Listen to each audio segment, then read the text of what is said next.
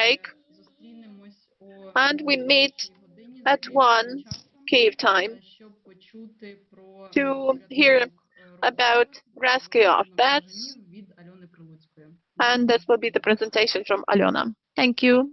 See you. Конференцію, присвячену тваринам у війні. І зараз я би хотіла представити співзасновника чудового центру реабілітації рукокрилих. To give the floor to the representative of the Ukrainian Rehabilitation Center co-founder Alyona Prylutska. She is an expert in bats, and she is the manager of this bat rehabilitation center for many years.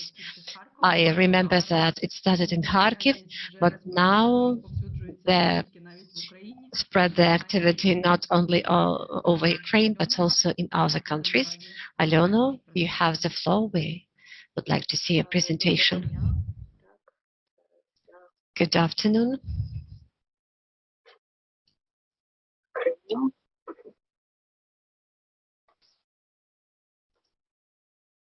Видно? Так, все чудово. Доброго дня усім учасникам. Good afternoon, dear ladies and gentlemen. Thank you for inviting me to this conference and the possibility to tell you about our center and about our bat-related activities. Since the beginning of war, we have modified the areas and directions of our activities, but we are still based in Kharkiv. It's difficult, but we managed to do what we had to do. First of all, I would like to tell you about the bats. Not everybody probably saw these animals at a close distance. We are talking about nocturnal flying mammals. They are active in terms of night flying. This is the only species that can do it.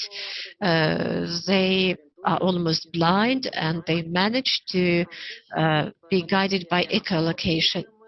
Mostly of these animals are insectivores, and they feed on insects. They are spread all over the world, with the exception of the coldest region, the Arctic, the Antarctic, and the high mountainous areas. They are very interesting animals for the biologists, for the researchers, because they have a number of peculiarities which are very interesting.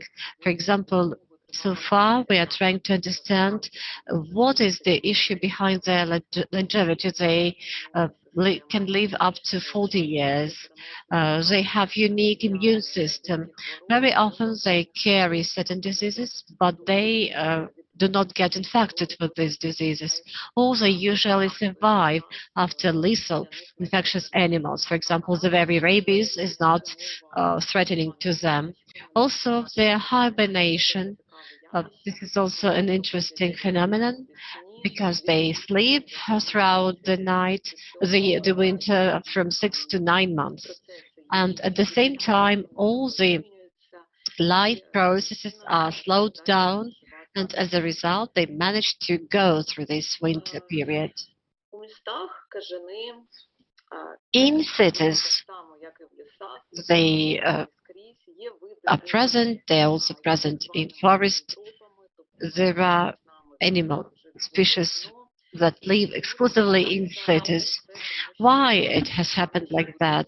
Because our high buildings are looking like rocks for them. For example, in the top left corner, you see the first high-storied building in Ukraine, and this is actually the biggest place where the bats get to. There are lots of spaces between windows where they actually spend this winter. But also there are some species of bats that can live in the houses. For example, at the bottom you see actually the whole colony of bats. They were living on the balcony, and they felt pretty well. They do not build any nests. They try to use what is given by nature or by people. All 28 bat species in Ukraine are listed on the Red Data Book of Ukraine. And still there are some challenges. Though they are in the Red Data Book of Ukraine, still sometimes people do not observe this. If we are talking about Kharkiv region, here we have 14 species present, and you see the pictures of some of them. And also we have the rarest bat in Europe, and it is also present in Kharkiv region. So actually it's a very rare species. A couple of words about our center. Right now we are called Ukrainian Bat Rehabilitation Center, but it's now that we are all Ukrainian center. But when we started, we were just saving bats in Kharkiv. Here you see me and my colleague, Anton Vlachenko. We are biologists, and that's where our scientific activity, we were trying to research them. But it happened so that in Kharkiv, they faced some challenges, they died, and we started taking these animals at home. And here you see the fridge, and there are about 200 bats hibernating during one of the winters. We couldn't just leave them in the street, and therefore we were trying to save them at our own homes. But then we decided to establish the rehabilitation center, and soon we managed to get acquainted with the representatives of Feldman Eco Park. They become our sponsors, and in 2013 we opened this bat rehabilitation center in Feldman Eco Park. Then we designed the project, and we had a special bat collider built. Here you see it in the photo. This is the ring premises where we could rehabilitate the injured ones and where we could do some research. It is based in Feldman Eco Park area. There were lots of volunteers and students and just common people helping us. So we were involved in these rehabilitation activities for many years, and we managed to prepare a guideline manual on bat rehabilitation. Now we have lots of followers in different cities. It's not only in Kharkiv that the bats are suffering, but also in other cities of Ukraine. Therefore, we expand our activities for the other cities. Every year we do the release of the bats, and you see how it happens in the photos. All those who wanted could take a bat and let it fly after winter rehabilitation. It means they hibernated with us during winter, then we rehabilitated them, we treated them, we fed them, and we released them. Also, we did a lot of awareness-raising campaign. There were TV news, TV programs, articles written. For example, Dmitro Komarov, who is a very famous TV host, came to us. And as a result, people were less afraid of these bats. These are nocturnal species, and therefore there are lots of fears about them. So what we actually want to achieve is the change of attitude of people to these animals. We cohabit with them in the cities, and it should be peaceful existence, because whether this or that colony of animals will live in the cities does not depend on the nature conditions anymore, but on the will of the owner of the house, because very often when people see them in the balconies, they try to throw them away, and as a result the animals, the bats die. So this is our key activity, to save those animals who people find at their balconies, in their flats, in the buildings in general. So the activity of our center is the main point. so rehabilitation and treating the bats. We have the only vet in Ukraine who is specializing in bats. She has been doing it for 5 years. There are lots of diseases that we do not know about or do not have many facts about, but she managed to do some unique surgeries and save the lives of these animals. So now she's trying to share her experience with her colleagues who are vets. Unfortunately, even vets do not always want to deal with bats because very often when we bring the bats to them, they just tell, okay, take it away, I'm not going to treat it. Therefore, we are trying to educate the vets as well. Another activity of our center is education, working with kids. I really do a lot of work in the kindergarten, schools, universities, libraries, bookshops. So whenever people invite me, I usually respond and I try to tell more about these animals. The more we tell about the animals, the better of the attitude will be. And the third activity of ours is something we started with. Uh, this is research. The more we know about these animals, the better, the more we'll be able to help. I'm talking about different types of research, both lab tests and field researches. And here you see what we have achieved at the end of 2021. And every year we had more and more animals present in our center because people know more and more about us. But we never refuse. We try to accept all the animals that are brought to us. Um, we accept bats from all over Ukraine, from Uzhhorod, Lviv, Rivne, from all the cities of Ukraine.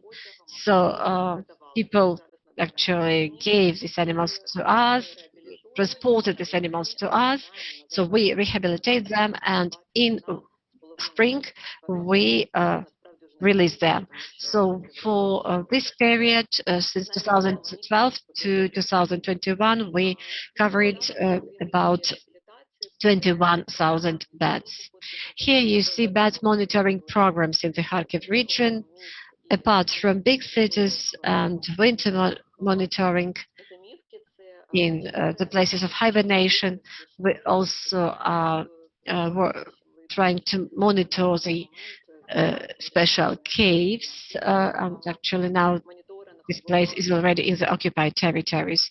And we also do bat monitoring in Izum area. This is a unique place where bats come while they are migrating. And we also are doing summer survey and forest monitoring. Because very often, in order to protect somebody, we have to understand who is living in this or that area. And therefore, the national parks and national reserve funds get to us in order to understand who lives there, whom to protect. It was done before the war, but when the war started, everything has changed, and the access to these areas is limited. I'm talking about these nature territories. Kharkiv actually was damaged a lot. I'm not talking about the buildings and the people, but also about the bats who were hibernating in those buildings. The war started in winter, and therefore lots of bats suffered. Here you see the photo close to our office. Here you see it at the bottom photo. So our office is close to Barabashov market. The market was damaged a lot. There were a number of missile strikes and fires. We were lucky to still have our office. One can still be there, but from the very first day of war, we actually had to save the animals who were there. Even before the war, we had the emergency plan, what we should do in case the war began, and our primary task, according to the plan, was to save those animals that were hibernating in our offices. Here you see the fridges, and these fridges were used for hibernation, and they need definitely stable cold temperature and humidity to have a good hibernation. And at the beginning of the war, there were 2,000 bats hibernating from all over Ukraine. And on the very first day of war, Anton went to the office in order to remove these animals from the fridge, because any moment the electricity could be just off, and the animals could die in this case.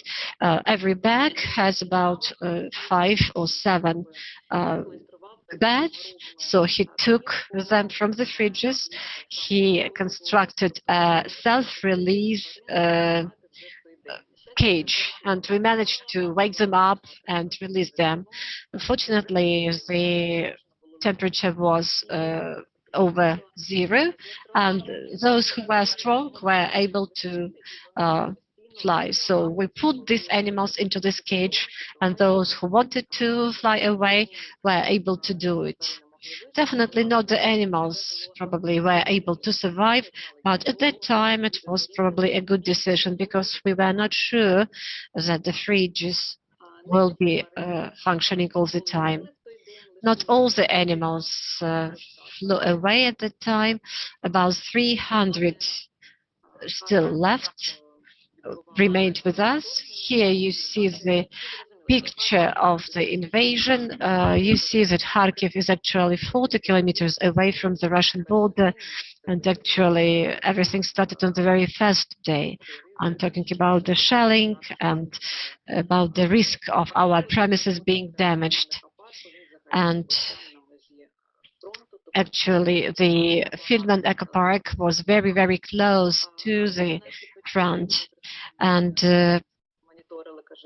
here you see the caves I showed in one of the previous pictures, and now this territory is occupied and all the forests are mined there. Here you see also the areas where we do bats monitoring. Here you see the caves, here you see the forest areas. So practically all our research areas are now unavailable for us. Here you see the photo how we were trying to save the bats before the war. We took the animals from the population, we fed them, we put them in the fridge, we treated them, and we released them. And now saving the animals is a bit at the background. Now we try to actually put the animals who have died into our collection. And these animals who die, they actually serve the scientific goals. We try to organize a museum, and the animals become our scientific material. In the cities, if we are talking about Kharkiv city, they are not active throughout the year. Our most active season is winter, because in winter they hibernate. And here you see at the bottom of the slide how the population of the bat is changing in winter. So, for example, we see the highest figures during autumn. While we're talking about autumn invasion, lots of animals come to the cities during autumn, and this is also one of our activities.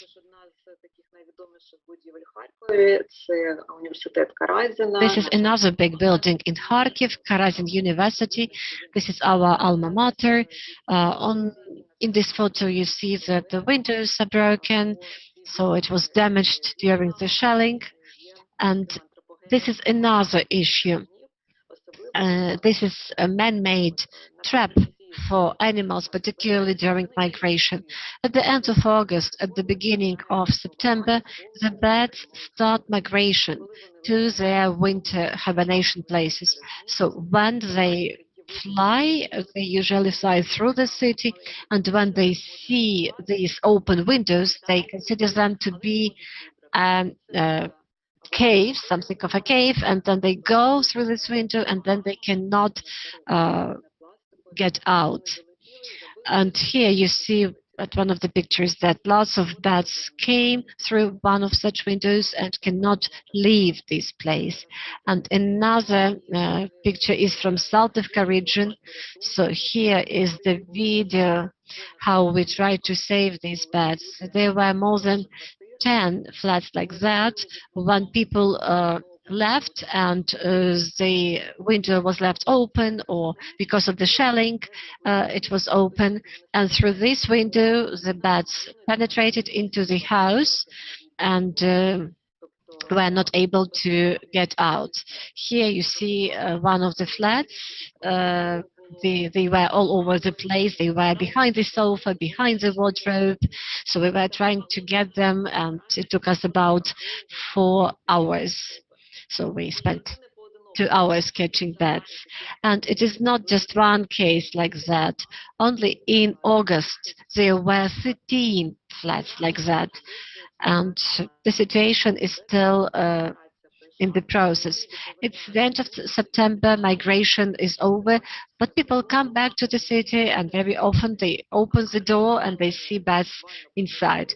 And it's good that when the animals are alive. But yesterday, a couple of days ago, we got a call, but the bats were already dead, more than 100 animals. So they are inside the building, and they do not have food, and the humidity is not enough for them, and as a result the animals die. So this is one of the tragic consequences of war. So just animals die in these windows. This is once again Karazin University. Here all the animals were alive. The university staff was at work. They gave us a call.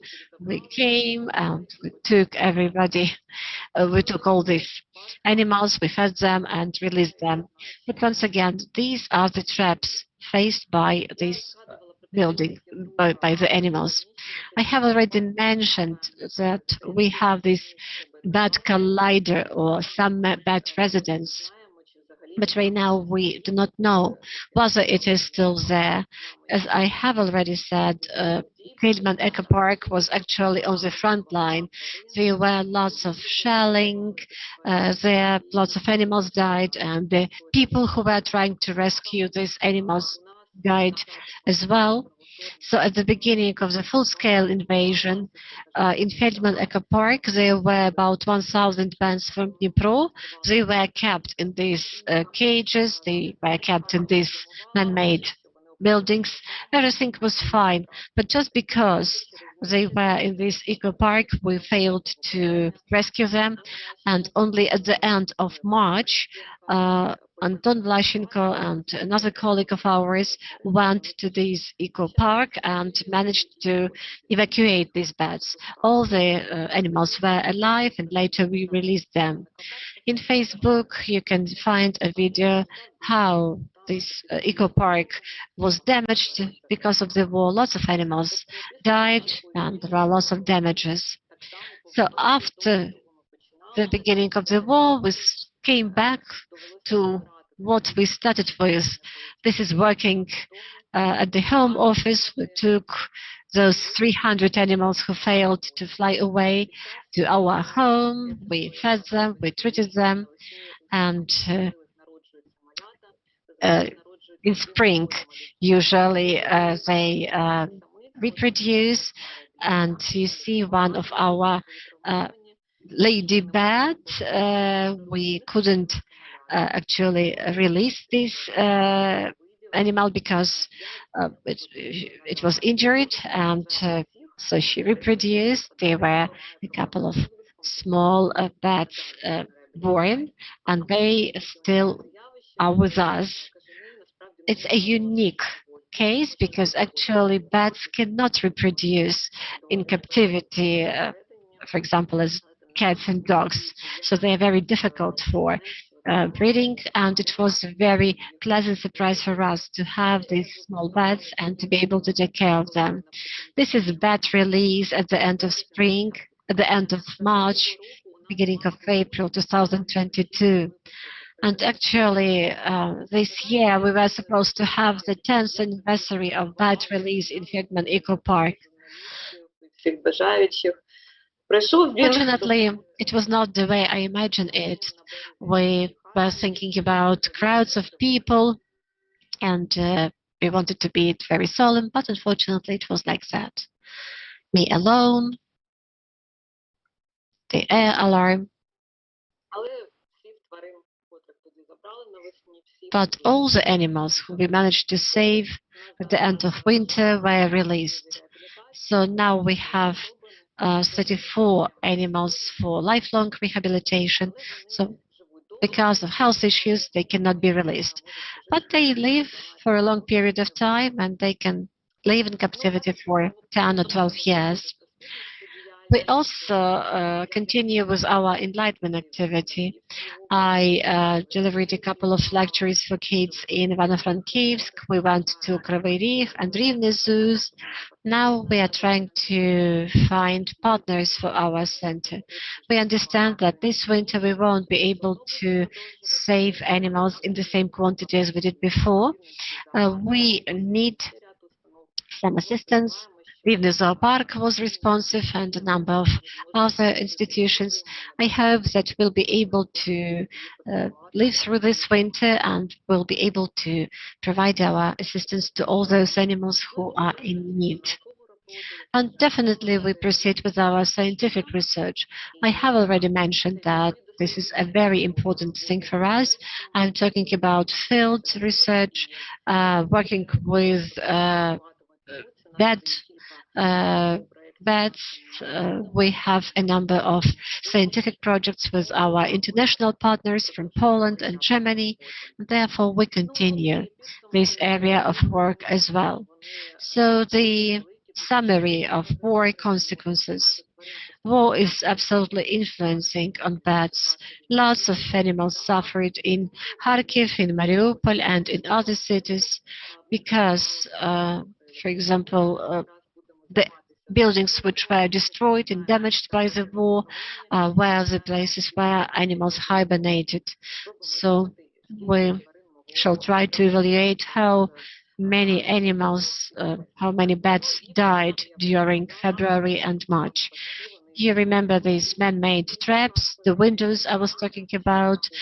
These cases which are not only in Kharkiv but also in Poltava.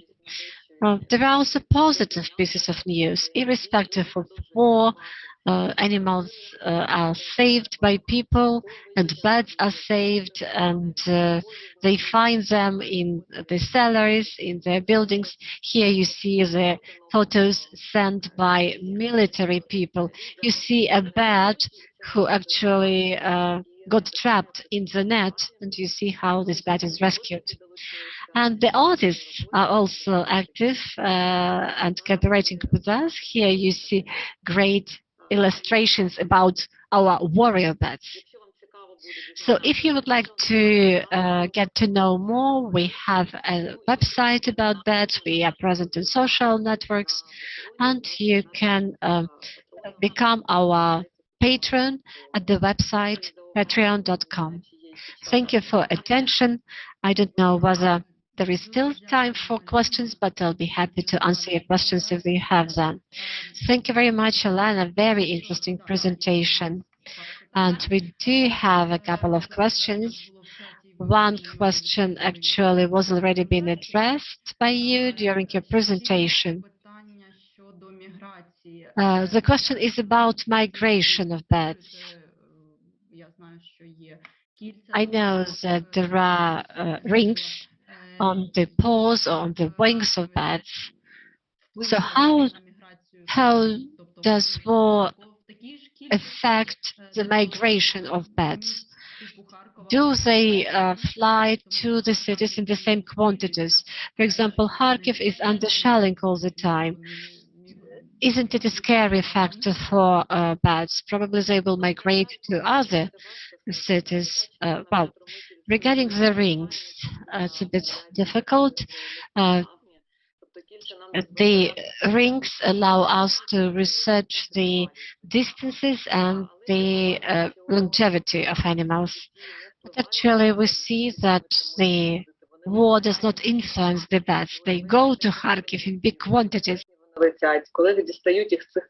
We saw them in September, we saw them in August in big quantities, and people find them in the flats. And now it's difficult to imagine how many flats are there where the windows were open or broken and where the animals got trapped. So the bats are not frightened. Yes, probably if these are direct shelling, they probably will go away. But if they are already in the building and there is rocket shelling, they will probably not fly away. So I think that migration is not changed, but the number of dead bats during this migration will be really very high. I'm not talking about Kharkiv, so there are other cities like Poltava and Kharkiv. Thank you very much for this very interesting information. If we have somebody who would like to provide assistance to the Center of Bat Rehabilitation, please contact Alyona Bat Rehabilitation Center. It will be really good if we manage to establish this partnership. Marek?